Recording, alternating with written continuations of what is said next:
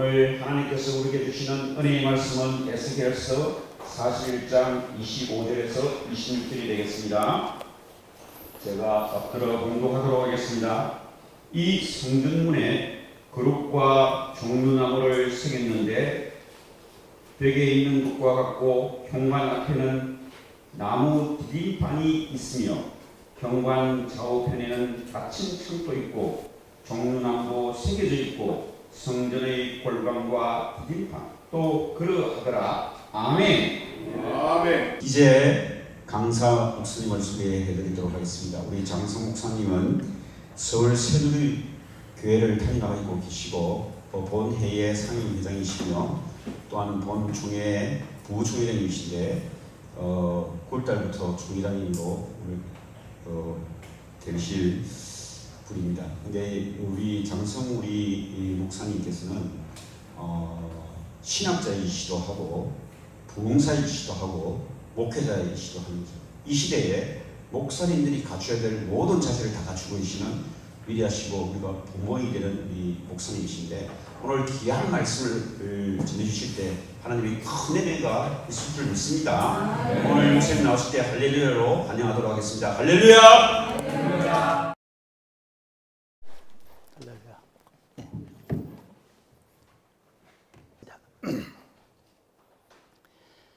신령하신 하나님 아버지, 이 시간 우리가 주님의 거룩한 성전에 머리를 숙입니다. 아버지, 광원 기도원에 우리 회중 위에 성령님 기름 부어 주옵소서. 우리가 하나님의 말씀을 사모하고 갈망하오니 우리에게 주의 음성을 듣는 귀하고 복된 시간이 되게 축복하옵소서. 예수님의 이름으로 기원하옵나이다. 아멘. 오늘 여러분들과 함께 하나님의 말씀을 나누게 된 것을 특별히 기쁘고 감사하게 생각합니다. 우리 새누리교회 교우들은 이제 특이한 새누리교회의 전통을 알고 있습니다. 그 전통이 뭐냐면 제가 사람이 적게 모일수록 설교를 잘합니다. 그래서 여러분들 정말 귀한 말씀을 이렇게 듣게 되는 게 아닌가 이렇게 생각이 되어집니다. 저는 여러분 한 분 한 분이 진실로 보석 같다고 생각을 합니다. 왜냐하면 여기 공간이 예루살렘 성전보다는 좀 작잖아요. 그런데 이 베델 성전도 다 채우지 못할 정도의 성도가 오셨다. 그렇지만 여러분들은 비를 뚫고 오신 분이고 여러분들은 여러분들 앞에 있는 환경과 여건이라는 장애를 뚫고 오신 분이고 여러분들은 여러분들 가슴 속에 있는 주님에 대한 사랑과 말씀에 대한 사모를 품고 오신 분이기 때문에 주님 보시기에 보석과 같다 이렇게 여겨도 충분하리라고 여겨집니다. 제가 그 총회 부흥사에서 광원 기도원에서 그 설교 요청을 받고 제가 그랬습니다. 나도 드디어 광원 기도원에 와서 설교할 때가 다 있구나 그런 생각이 들었습니다. 저는 이 광원 기도원을 사랑합니다. 왜 사랑하느냐 하면 세계 성막 복음 센터가 있어서 제가 여기 한번 이렇게 둘러본 일이 있는데 그때 그 정성에 그 하나하나의 디테일에 감동을 기억이 새록새록합니다. 또 그 성막관을 섬기는 분들의 그 헌신, 봉사에 감동을 받았던 것도 잊지 못합니다. 오늘날 우리 한국 교회의 교인 수가 점점 줄어들고 있습니다. 그런데 더욱 안타까운 것은 기도 운동이 쇠퇴하고 있다는 겁니다. 근데 그걸 어떻게 알 수 있느냐 하면 기도원을 가보면 알 수 있어요. 근데 그전에는 기도원을 가면 예를 들어서 오살리라든지 한월산이라든지 이런 데를 가보면 영의 임재를 느낄 수가 있었어요. 뭔가 그렇게 만지는 듯 안 만져지는 듯 뭐 느껴지는 게 있었어요. 근데 요즘은 여관에서는 그런 분위기 느끼기 어렵습니다. 기도자들의 그 기도하는 힘이 약해졌구나. 기도자들의 절대 숫자 자체가 줄어들었구나 하는 것을 느껴지게 됩니다. 그래서 오늘 우리들이 다른 건 못할지라도 우리들이 입으로 하는 기도는 하나님께 올릴 수 있잖아요. 그래서 여러분들이 주님이 기도의 가치를 굉장히 소중히 여기셨던 분이다. 그래서 성경에 보면 예수님이 동이 트기 전에 기도하셨어요. 밤이 맞도록 기도하셨어요. 그리고 또 틈만 내서 사람들과 집회를 하신 후에 틈을 내서 한적한 곳으로 찾아 들어가셔서 기도하셨던 주님의 모습을 생각해 보면서 우리가 좀 더 기도에 힘써야 될 필요가 있다 이렇게 느껴집니다. 오늘 여러분들이 오늘 본문을 읽었잖아요. 이 본문이 조금 특이하잖아요. 에스겔서 41장 25절로 26절. 이게 뭐냐 이런 생각이 드는 게 타당하다고 생각이 됩니다. 제가 이제 이 본문 이렇게 선정하게 된 비하인드 스토리를 좀 말씀드리면, 제가 설교 요청을 받고 수많은 말씀들이 이렇게 떠올라질 거 아니에요.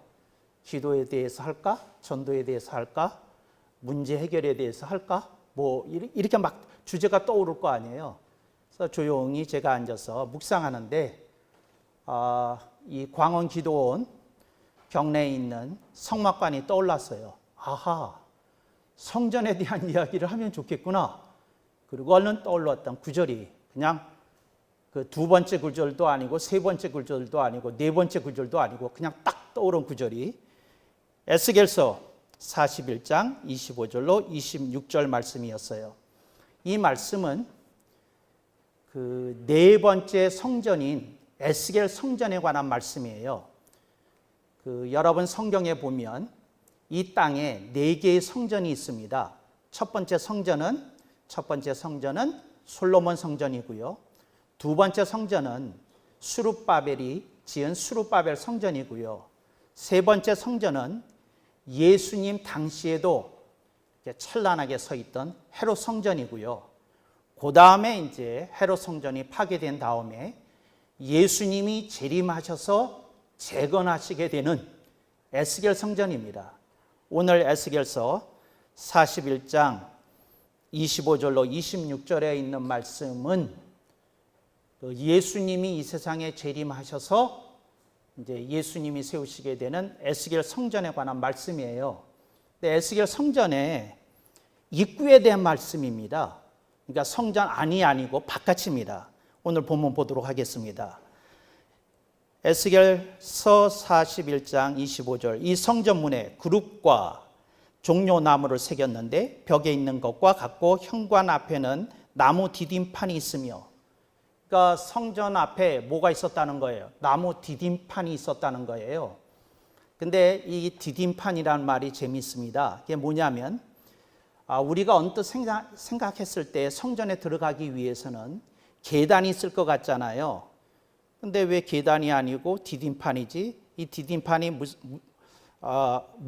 무엇을 상징하느냐면, 예를 들자면 성전에 어떤 물자를 하역할 일이 있을 때에 계단이 있으면 이게 하역하기가 어렵습니다.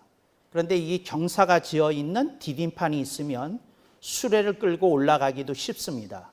이제 그런 경사진 계단, 이것을 디딤판이라고 그런다. 그래서 에스겔 성전 앞에는 특별히 디딤판이 있었어요. 그래서 여러분들이 디딤판의 모양에 주목해야 됩니다. 그게 뭐냐면 디딤판이 있다는 건 땅 아래보다 그 에스겔 성전은 조금 높이 돋아서 지어졌다는 것을 우리들에게 보여줍니다. 이게 우리 그리스도인에게 하나님이, 예수님이, 성령님이 우리들에게 요구하시는 우리들의 삶의 모습입니다. 여러분, 우리가 세상에 삽니다. 현실 속에 삽니다.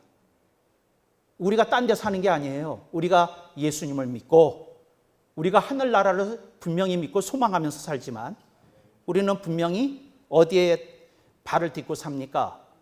땅에, 세상에, 현실에 딛고 삽니다.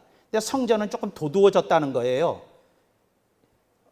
어떻게 표현하면 좋을까? 이렇게 도두어졌다는 거예요. 근데 이렇게 도두어진 그 속에 성령님께서 우리들에게 주시는 메시지가 있어요. 땅에 거하나, 땅에 거하나. 땅에 속하면 안 된다는 겁니다. 땅에 거하나, 땅에 속하면 안 된다. 우리는 신령한 가치를 품고, 우리는 하나님의 말씀을 품고, 성령님의 기름 부으심을 따라 살아야 될 거룩한 소명이 우리들 모두에게 있다는 겁니다. 근데 이게 그리스도인이 세상 사람들과 다른 모습인 겁니다. 그러니까 땅에 분명히 같이 살아요. 예수 안 믿는 사람도 세상에 살고 예수 믿는 사람도 세상에 삽니다. 그러나 주님은 우리들에게 말씀하십니다. 얘야, 너는 디딤판을 딛고 올라서서 성전을에 올라오는 것처럼 너는 이 세상에 살 때 디딤판을 딛고 올라선 자처럼 세상에 거하나 세상에 속하지 않고 하늘에 속한 자처럼 살아야 된다 하는 것을 우리들에게 보여주십니다. 그러니까 여러분들이 언제나 그런 생각을 좀 품어야 됩니다. 그러니까 그리스도인으로서 세상 사람들과 뭐를 다르게 살아야 되는 건가? 그걸 조금 생각해 보시면서 살아야 됩니다. 여러분들이 그 답을 잘 알고 계셔요. 우리는 하나님을 기쁘시게 하는 삶에 헌신해야 합니다. 그러니까 하나님이 이거는 기뻐하시지 않을 것 같아. 그러면 먼저 우리들의 양심이 가르쳐주고 우리가 그동안 교회에서 배웠던 말씀이 우리를 일깨워 줍니다. 아, 이건 내가 할 일이 아니지. 내가 이렇게 살 일이 아니지. 이렇게 얼른 깨달음이 오는 줄로 믿습니다. 근데 이게 디딤판이 우리들에게 보여주는 겁니다. 경사졌어요. 위를 향해서 올라가라는 것이다. 이걸 여러분들이 새겼으면 좋겠습니다. 이걸 신학적인 용어를 하나 배웁시다. 이걸 향상이라고 그래요. 따라합시다. 향상. 이거 이렇게 유명한 용어가 아니에요. 그러니까 그 조직 신학을 제가 그 신대원에서 가르치는데 그 박사과정 올라오면 이 용어를 가르쳐요. 근데 이걸 왜 박사과정에서 가르치는지 나 몰라요. 근데 그때 가르쳐요. 다시 한번 확인하기 위해서 가르치는 건데 향상입니다. 상자가 위상자예요. 향은 향한다는 거고 어느 쪽을 향한다는 거. 근데 향상의 뜻이 무슨 말이냐면 위를 향한다는 거잖아요. 그러니까 무슨 말이에요? 하늘을 향한다 그런 뜻입니다. 이걸 영어도 배우십시다. Up, world. 영어로는 UP, WARD, upward라고 합니다. 향상이에요. 그러니까 하늘을 향해 나아가는 걸 향상이라고 그래요. 그러니까 이런 뜻이 아닙니다. 진보의 뜻이 아니에요. 뭘 업그레이드 뜻이 아니에요. 업그레이드는 조금 다른 단어가 있어요.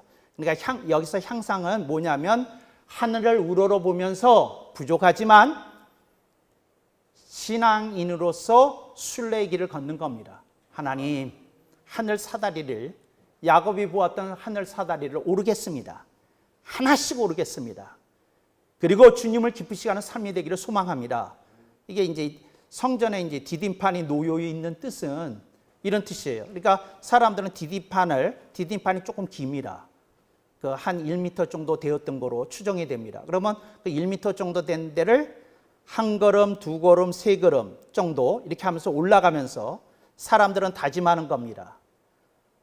내가 비록 세상에 거하나 하늘에 속한 자로 살기를 소망합니다 하면서 성전에 올라가는 겁니다. 여러분, 바로 이것이 신앙인이 하나님께 보여줘야 될 모습인 줄로 믿습니다. 그래서 여러분들이 오늘 말씀 다 잊어먹어도 향상 하나만 품어도 주님이 기뻐하실 줄로 믿습니다. 그러니까 뭐냐면 향상의 뜻이 뭔가요? 문장으로 일러드리겠습니다. 하늘을 보고 산다. 하늘을 보고 올라간다. 하늘 사다리를 오른다. 야곱이 본 하늘 사다리를 오른다. 네, 여러분들이 그런 마음 가지고 사시면 오늘 여러분들이 에스겔 성전에서 나무 디딤판을 보는 뜻이 그리고 깨닫는 뜻이 풍성하리라고 믿습니다. 여러분들이 삶 속에 여러 가지 일들이 있어요. 그때 여러분들이 기억하셔요. 문제에 얽매이게 되면 향상이 아니라 향하입니다. 아래를 향하게 돼요. 그러니까 향상의 반대말은 향하, 향할 향, 아래 하입니다. 향하는 뭐냐면 땅을 본다 그 뜻입니다. 땅에 치중한다 그 뜻입니다. 땅에 파묻힌다 그 뜻입니다. 그러니까 여러분들이 문제가 생겼을 때 조심해야 될 일이 있어요. 주님이 여러분이 아파하시는 거 보고 계셔요. 힘든 거 아세요. 그리고 여러분들이 방황하는 것도 아세요. 여러분들의 그 감당할 수 있는 힘을 넘어선 것도 아세요. 근데 주님이 뭘 보고 계시냐면 여러분의 눈을 보세요. 하늘을 우러러보고 있는지 이 땅을 보고 있는지. 땅을 보고 있다는 말은 현실을 보는 겁니다. 문제를 보는 겁니다. 기도 제목을 보는 겁니다. 여러분, 기도 제목은 붙드는 거지 봐야 될 대상이 아닙니다. 그러니까 여러분들이 기도 제목을 붙들면 안 돼요. 거기에 빠지면 안 돼요. 제가 정난한 예를 일러드리도록 하겠습니다. 여러분이 그 이스라엘 민족이 출애굽하게 되었을 때 바로의 명이 떨어졌어요. 이스라엘 자손은, 이스라엘 혈통은 다 애굽을 떠나도 좋다. 그래서 그들이 출애굽합니다. 근데 아직 애굽 땅이에요. 근데 그들이 오래지 않아 어디에 도달합니까? 홍해 바다 앞에 도달합니다. 그런데 멀리서 애굽 기병들의 말바꿀 소리가 지축을 흔들며 저들의 심장을 흔들고 녹아내리게 합니다. 앞에는 홍해바다, 뒤에는 추격해 오는 애국군. 그때 이스라엘 민족이 했던 행동이 뭐냐? 향하. 이것도 영어로 하나 배우자고요. 따라 하십시다. 다운, 월드. 밑을 봤다는 거예요. 현실을 봤다는 거예요. 근데 그 현실은 딱 두 가지만 보여줬어요. 앞에는 홍해바다, 뒤에는 애국군. 이럴 때 사람들에게서 나올 수 있는 반응은 뭡니까? 절망입니다. 그런데 성경은 모세만 향상, 위를 봤다고 기록하고 있습니다. 저는 이게 쉬운 일이 아니라는 거 알아요. 저도 이렇게 얘기하지만 앞에 홍해바다가 탁 버티고 있다. 뒤에 애국군이 추격해 온다. 예를 들어서 여러분들의 사랑하는 가족 중에 누가 중병에 걸렸어요. 근데 의사가 이거 치료 되게 힘든 겁니다 하고 얘기했어요. 그러면 이게 바로 홍해바다고 이게 추격해 오는 애국군이 아니고 뭐겠습니까? 그게 현실이죠. 그게 기도 제목이죠. 근데 그때 좀 하늘을 우러러 봐야 되는데 우리들의 눈이 자주 너무 오래 어디로 향한다는 겁니까? 향하, 땅을 본다는 거예요. 그러니까 여러분들이 이걸 이스라엘 민족이 그 65만 그 민중이 이걸 못 고쳐서 성경은 뭐라고 말씀하시죠? 그들이 전부 다 가나안 땅으로 들어갔다 아니면 광야에서 다 죽었다? 다 죽었다예요. 이게 안타까운 거예요. 그들이 이해가 됩니다. 그들의 그런 모습 너무도 인간적인 모습이고 어떤 면에서는 자연스러운 인간의 본연의 모습일 수도 있어요. 그렇지만 하나님이 기대하셨던 모습은 결코 아니라는 것이지요. 그래서 여러분, 향하는 답이 아닙니다. 인간으로서 이해는 되는데 답이 아닙니다. 이게 답이 아니에요. 왜 아멘을 안 하실까? 아멘. 답이 아니에요. 아멘. 하늘을 그럼에도 불구하고 올려다 봐야 하는 줄로 믿습니다. 아멘. 제가 이 말을 너무 사랑해요. 따라 해볼까요? 그럼에도 불구하고 하늘을 올려다 봐야 합니다. 이것도 따라합니다. 왜냐하면 다른 길이 없기 때문입니다. 다른 길이 어디 있어?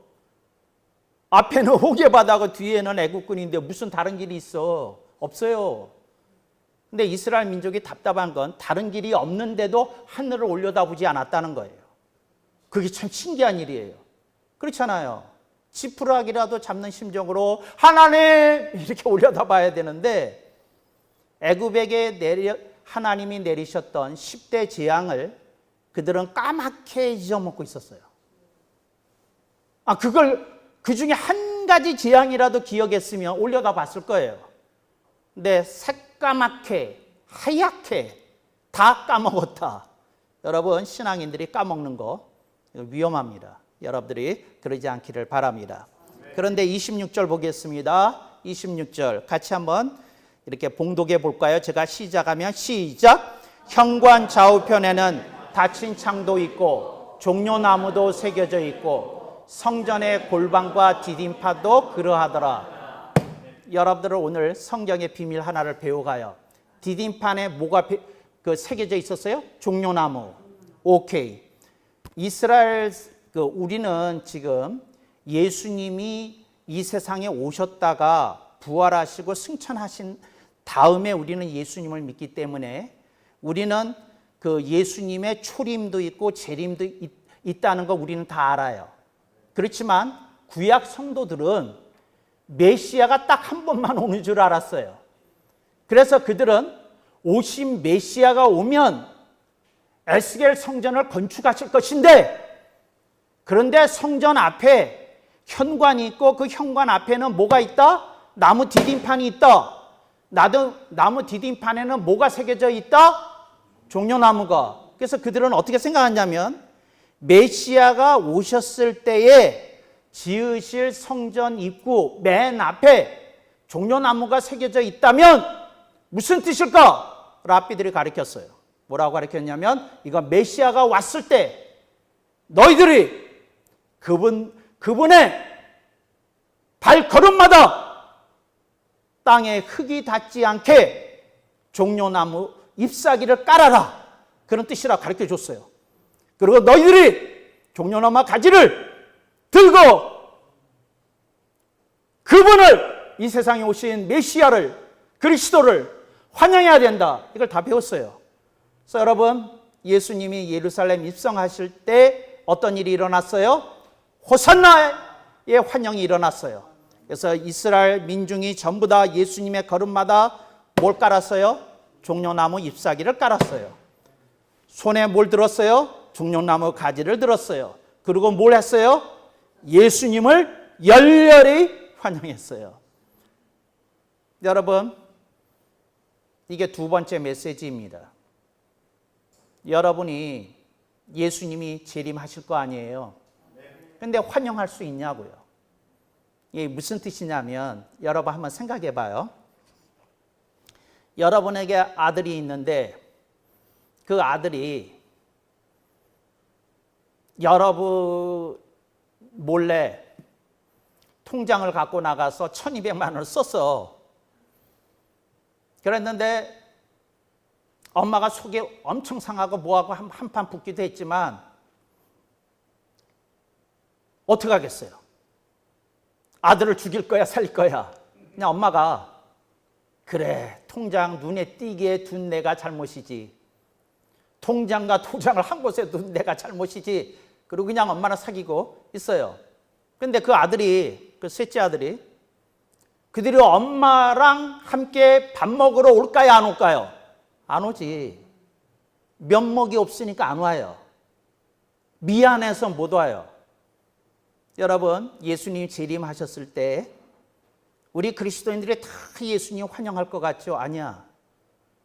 자신의 삶이 못나 보이고 부끄러워 보이는 사람은 예수님을 환영하러는 오는데 어떻게 올까요? 먼 발치서 먼 발치서 와요.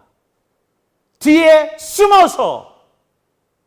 근데 여러분들은, 제가 아까 여러분들의 이름을 뭐라고 불러드렸죠?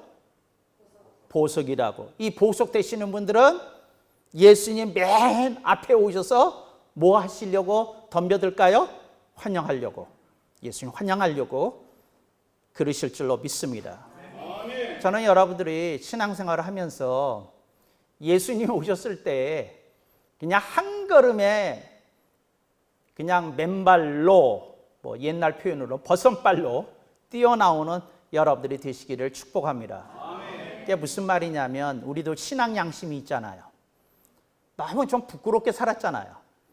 우리가 뭐 주님만 하시는 무슨 죄가 있다고 치자고요. 그러면 주님께 이렇게 막 뛰어나올 수 있을까요? 조금 어려울까요? 어려울 것 같아. 오늘 종려나무는 그런 메시지를 주는 거예요.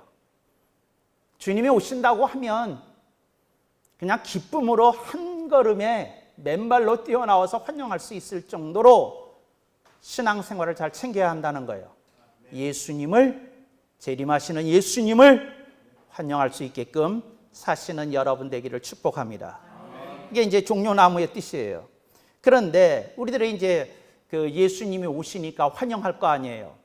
여러분 아까 제가 뭐라고 말씀드렸죠? 예수님이 예루살렘 입성하셨을 때 그들이 외쳤던 그 찬송과 가사가 뭐였죠? 호산나. 제가 상품을 하나 걸겠어요. 자그마한 상품을 하나 걸겠어요. 근데 맞춰보세요. 호산나의 뜻이 뭐죠? 목사님들은 좀 참으시고, 내가 여러 군데 가서 물어봤는데, 아니 정말로 호산나를 모르는 사람은 없는데 호산나의 뜻을 정확하게 얘기하는 사람을 내가 못 만났어요. 네, 오케이. 손 들었으니까 오케이. 저렇게 알고 있어요. 대부분. 틀리지 않았어요. 내가 저보죠. 작은 상은 줄 거예요. 그런데 내가 정확히 알려드릴게요. 호산나의 뜻이 뭐냐면, 따라합시다. 호산나의 뜻은 왜 안 써요? 써야지. 여러분 그걸 쓰고 가르쳐줘야지. 저렇게. 그리고 정확히 배워야지. 아니 아까 그 처자가 말한 게 틀리지 않았다니까. 그런데 나는 여러분한테 틀리지 않았는데 정확히 배우라는 거예요. 뜻이 정확한 뜻을 배우는 거예요. 따라합시다. 호산나의 정확한 뜻은 지금 구원하소서. 그 뜻이야. 지금 뭐라고요? 지금 구원하소서. 네, 정말이야. 어떤 경우는요, 목회자들도 저렇게 알고 있어. 지금 구원하소서요. 뭐라고요? 지금 구원하소서. 그러니까 뭐냐면 예수님 예루살렘 입성하는데 더 오래 끌지 마시고 그냥 끝내주시옵소서. 그냥 왕으로 그냥 등극하옵소서. 이제 그냥 이 헤롯 정권 끝내고 로마 이 치하에서 벗어나게 하시고 지금 구원하소서. 호산나요. 호산나. 내가 두 번째 상금을 걸겠어요. 기도원이니까 이렇게 해도 될 것 같아. 특별 집회니까. 자, 봐요. 호산나의 뜻이 이제 그 뜻인 건 배웠어요. 지금 구원하소서. 근데 그걸 적용시키면 무슨 뜻이에요? 이거 언제 써먹어야 돼요? 앞에 계시는 분. 언제 써먹어야 돼? 네? 그걸 지금 써먹는데 조금 더 구체적으로. 저렇게. 여기 계시는 권사님이신지. 네. 기도 제목이 있을 때 써먹어야지. 기도 제목이 있을 때. 여러분들이 어려운 기도 제목이 있을 때 호산나 이렇게 해야지. 지금 구원하소서. 내가 지금 죽을 지경이 오니 지금 호산나 하시옵소서. 이렇게 해야지. 제가 불만이 뭐냐면 호산나는 유다교 회당에서는 자주 쓰는 개념이었어요. 그러니까 문제가 생기는 사람은 기도할 때 뭐 하고 시작하는 거예요? 하나님 성호를 부르고 하나님 아버지 그러고는 주여 그러시고는 뭐예요? 호산나 그러고 시작을 했거든. 근데 지금 우리는 1년에 딱 한 차례 종료주일에 써먹고 땡 끝나. 주여 용서하소서. 그러니까 여러분들이 기도할 때 이거 하나 알아두면 얼마나 좋아요. 호산나 주여 내가 죽을 지경이오니 주여 나를 건지소서 구원하소서. 얼마나 간절해. 이게 한마디에 다 들어가 있네. 다 들어가 있어. 그냥 구원해달라는 말 속에 뭐가 있어요? 그 내가 죽을 지경이라는 게 담겨져 있지. 죽을 지경이라는 게. 저는 이걸 이스라엘 민족이 했으면 얼마나 좋을까 성경 읽을 때마다 생각해요. 앞에 넘실대는 홍해 바다의 파도 앞에서 뒤에 갈수록 가까워지고 드세지는 그 기병들의 말바급 소리 앞에서 이스라엘 65만 군중이 하늘을 우러러 모세와 함께 호산나 그랬으면 아마 홍해가 사라졌을 거예요. 태풍이 일어나서 기병들을 다 쓸어갔지 않았을까 그런 생각을 해봐요. 여러분, 여러분들이 호산나 하실 수 있기를 바랍니다. 우리들의 삶 속에 주님이 우리를 붙들어 주시기를 원하시고 하신다는 거죠. 그래서 종려나무에 의해서 태어난 그 찬송이 뭐라고요? 호산나예요. 우리가 이제 배웠죠. 그러니까 이제 에스겔 성전을 묵상하는 사람은 그 입구에 디딤판을 생각을 하면서 성경을 읽다가 한 번씩 읊조리는 거예요. 호산나. 언제? 내가 너무 힘들 때. 내가 감당이 할 때. 나 자신이 감당이 안 될 때가 있는 거 아세요? 내가 너무 힘들면 내가 나 자신을 어떻게 할지 모르겠어. 그럴 때 주님께 겸손히 호산나 이렇게 할 수 있으면 얼마나 좋을까. 어떻게 종려 주일에만 호산나 하실 거예요? 그렇지 않으면 좀 자주 해야 될 것 같아요. 자주 해야 될 것 같아요. 우리가 주님께 간절한 그 문구 하나만 써도 우리들의 심령이 이렇게 막 살아나는 그런 느낌을 갖게 되는 줄로 믿습니다. 이제 성전의 그 메시지를 통해서 이 디딤판의 메시지를 통해서 여러분들은 첫 번째 뭘 배웠어요? 향상. 두 번째 뭘 배웠어요? 환영을 배웠어요. 뭐냐면 주님을 앞발치에서 맨발로 튀어나와 환영할 수 있을 정도로 살아야 된다. 그냥 부끄러워서 먼 발치에서 환영하는 그런 신앙생활 하지 말고 그냥 주님 얼굴 가까이서 뵙고 싶다고 달려드는 여러분이 될 수 있도록 여러분들이 환영하는 신앙생활, 환영할 수 있는 신앙생활 하라고 배웠고, 세 번째가 뭐였죠? 호산나. 여러분들이 호산나 이걸 꼭 기억해야 됩니다. 그래서 여러분들이 호산나 하시게 될 때 하나님의 역사가 일어나게 될 줄로 믿습니다. 제가 하나 더 가르쳐 드리려고 그래요. 신앙생활을 할 때 여러분들이 어려움이 많이 있잖아. 괴로움이 있고 또 여러 가지 하여튼 해석 안 되는 일들도 있고, 근데 그리고 생각이 복잡하고 흐트러지고 막 그러잖아요. 그럴 때 여러분들이 좀 생각해야 되는 게 있어요. 그게 뭐냐면 지금의 나를 보면 주님이 뭐라고 그러실까? 지금의 나를 보시면 주님이 뭐라고 나한테 말씀하실까? 주님이 뭐라고 말씀하시는지 제가 알려드릴게요. 표정 펴라. 그 구겨진 얼굴을 좀 펴라. 네 얼굴을 보니 나도 답답해진다. 그러지 말라. 좀 얼굴 펴고 대화하자. 내가 스타벅스에서 커피 한 잔 쏠게. 주님이 그러시지 않을까 싶어요. 여러분이 너무 힘들면 이제 조금 숨을 돌리고 얘기를 좀 들어줘야 될 것 같으니까 그러지 않겠어요? 여러분, 신앙생활을 할 때에 우리가 다른 건 못해도 제가 아까 조금 전에 뭐라고 말씀드렸어요. 입으로 하는 기도는 할 수 있지 않냐. 근데 여러분들이 입으로 하는 거 말고 얼굴로도 뭐 할 수 있어요. 얼굴로도. 좀 얼굴 펴요. 그리고 밝게 사실 수 있기를 당부하고 권면합니다. 근데 이걸 우리나라 말로 뭐라고 그러는지를 알려드릴게요. 따라합시다. 청명이 두 가지 한자어가 있어요. 하나는 그 24절기에 들어가는 청명이 있어요. 그 청명 말고 이 청명은 뭐냐면 날씨가 갰다 그럴 때 청명한 날씨다 그래. 갤 청자를 써. 맑을 청자를 안 쓰고. 이게 청명이야. 영어로는 뭐라고 그러냐면 클리어라고 그래. 클리어. 오케이. 여러분들이 얼굴이 주님은 어떻게 하시기를 원하신다고요? 클리어. 얼굴에 수심이 걷어지기를 주님이 기대하셔요. 예, 여러분의 얼굴에 그 어떤 낙심과 좌절의 그림자가 사라지기를 원하셔요. 주님은 여러분들의 얼굴이 하늘을 우러러서 하늘의 빛을 본 자에게서 반짝이는 빛이 있기를 기대하셔요. 이제 그걸 청명이라고 그래요. 우리 교회에서는, 저는 우리 교회밖에 잘 모르잖아요. 그러니까 우리 교회 얘기하는 거예요. 근데 저희 교회에서는 뭐냐면 제가 얘기해요. 얼굴 피지 않으면 제 집회도 들어오지 말라고. 왜? 다른 사람한테 그거 전염시킨다고. 그거 하지 말라고.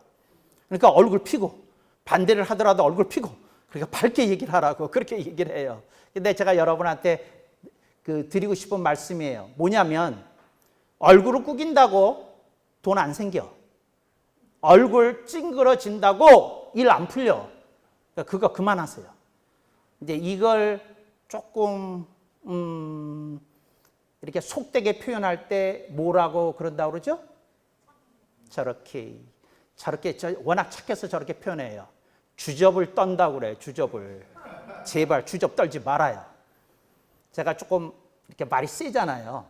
근데 왜 세냐면 참 안타깝게도 그렇게 가르쳐주면 각인이 되더라고. 잊혀지지가 않더라고. 그러니까 여러분들이 제발 주님 앞에 그런 모습 보이지 말고 그냥 강하게 담대하게 나설 수 있기를 바랍니다. 그래서 얼굴 피세요. 그걸 뭐라 그런다고요? 청명. 영어로 뭐라 그런다고요? 클리어. 이런 영어는 알아들어야 돼요. 아까 upward, downward, clear. 이제 이런 단어들은 여러분들이 배워두시면 너무 좋지 않을까 생각이 되어져요. 자, 그러면 아까 말씀과 연관해서 조금 설명을 드리려고 그래요. 무슨 설명을 드리려고 그러냐면, 잡아요. 우리가 문제가 있어. 그래서 하나님 앞에 와서 혹은 골방에서 혹은 기도원에서 그 나만의 시간에 우리가 주님께 이런 말씀을 드렸어요. 호산나! 지금 구원하소서! 이렇게 내가 외쳤어. 지금 구원하소서 외쳤는데 얼마 후에 청명해야 되는 거야. 얼마 후에. 그러니까 뭐냐면 호산나 외치면 막바로 청명해야 되는 거예요. 그렇지 않으면 기도가 끝날 다음에 청명해야 되는 거예요. 뭐 하는 거예요? 여러분, 네? 내가 힌트를 줄게. 힌트를 줄 테니까 답을 맞추셔요. 이거 맞춰도 내가 상품 하나 드릴게. 상품, 하여튼 뭔가 격려를 할 거예요. 뭐 상품 하나 드릴 거예요. 그게 뭐냐면 이게 난센스 퀴즈야.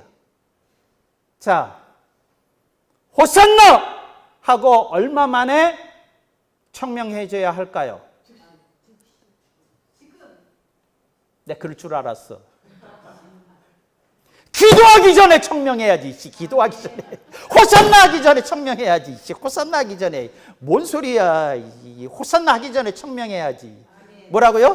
호산나 하기 전에 청명해야지.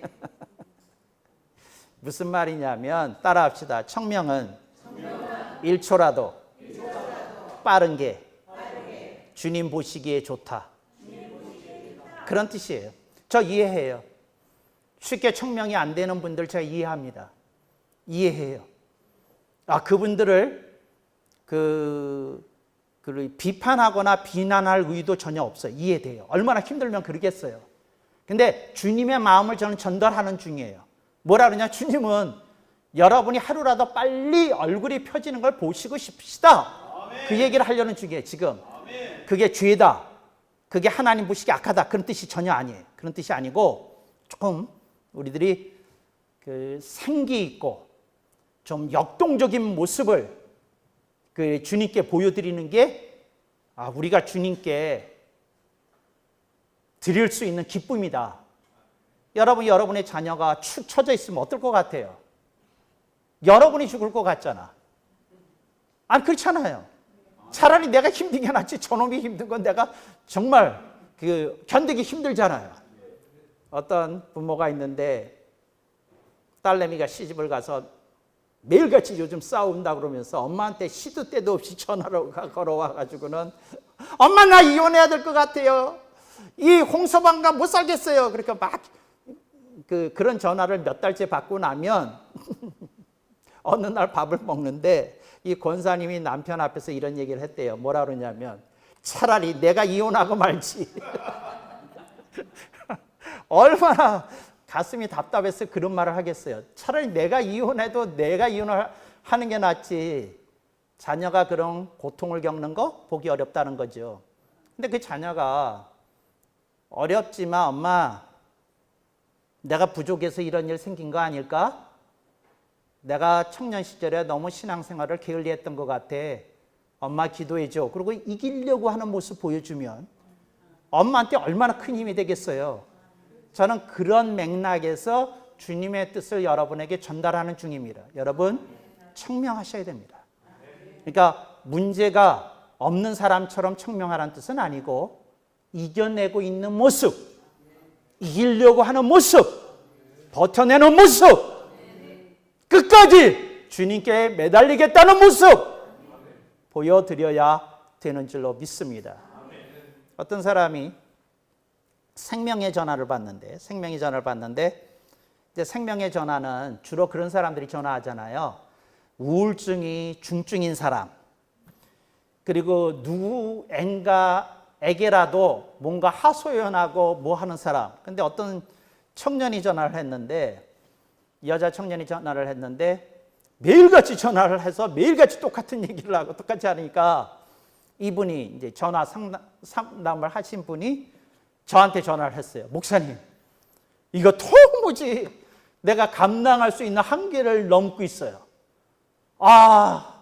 그 청년이 얘기하는 거 들을 때마다 나한테 그 감정이 전이되면서 내가 너무너무 힘들어요. 내가 이 봉사 이거 해야 되는 게 맞는지 어떤지 모르겠다는 생각이 들어요. 그러더라고요. 그래서 제가 이런 얘기를 해줬어요. 뭐라고 얘기를 해줬냐면 지금이 권사님이 청명해야 할 때라고. 여러분, 그러면서 제가 한 가지 얘기를 해줬어요. 그 청년의 도움이 필요한데 청명한 사람이 손을 뻗어야 되겠냐? 그 청년의 감정이 전이되어 우울해진 상담자가 피상담자에게 손을 뻗어야 되겠느냐? 이 말에 정신이 버뜩 났어요. 그래서 청명을 붙들고 이렇게 한동안 기도하더니 본인이 살아났어요. 여러분, 이게 그리스도인이 가는 길입니다. 어려움이 있어요.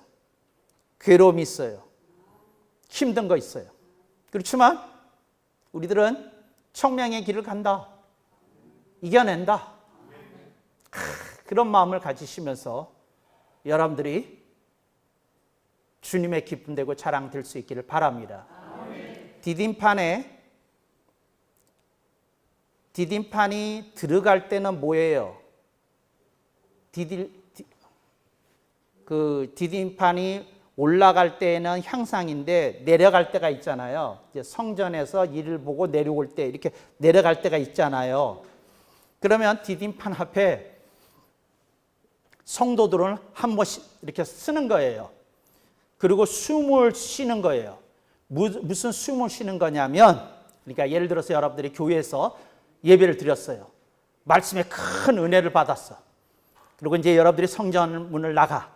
그럼 이제 디딤판, 이제 에스겔 성전에다가 비유하면 디딤판 아래로 내려가야 되잖아요. 그때 여러분들이 디딤판을 딛고 내려가기 전에 다짐해야 돼요. 주여! 제가 오늘 받은 은혜를 쏟지 않게 하옵소서. 제가 세상을 이겨내게 하옵소서. 제가 주님의 기쁨이 되고 자랑이 되는 인생이 되게 주여 붙들어 주시옵소서. 그리고 주여 무엇보다도 제가 청명을 잃지 않게 하옵소서.